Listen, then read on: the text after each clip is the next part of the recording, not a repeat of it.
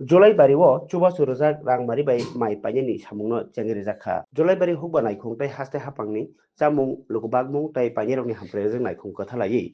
Jolaibari wo o khaiklai mungrojak rangmari bai mai paimani samungtang panatui chengri jakha tini.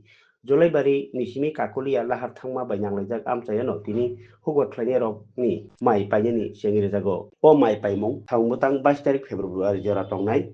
Naikuni bakti semangka hapangni chongjak o khaiklai mungrojak rangmari bai darak sidak huwa khlainirokni thanio o mai paijaknai tai abo bai hukba khlainirok molaja manbainai. Taklai bisini Jolaibari amchayo hukba khlainirokni thanio 875 metric ton mai paini naharmung ari chongjakha tini o mai paimani panara kitingei khatongmani nukjakha amchani lokrok bisi কে জোলাইবাড়ি কৃষি মহকুমা অধীন এবং Jolaibari RD ব্লকের অধীন আমাদের খারিফ খন্দের আমন সিজনের যে ধান কেনা আজকে খাদ্য জনসংবরণ দপ্তর এবং কৃষি দপ্তরের যৌথ উদ্যোগে আজকে এখানে জোলাইবাড়িতে শুরু হয়েছে।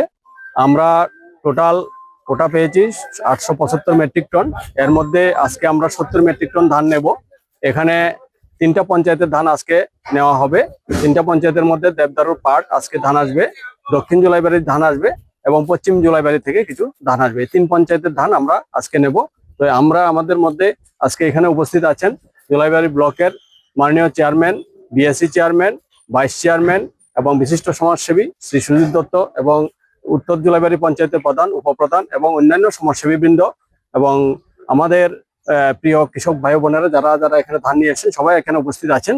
কৃষকদের মধ্যে একটা ভালো উদ্দীপনা আমরা লক্ষ্য করছি, কারণ এবছর ধানের দাম কিছুটা বৃদ্ধি পেয়েছে।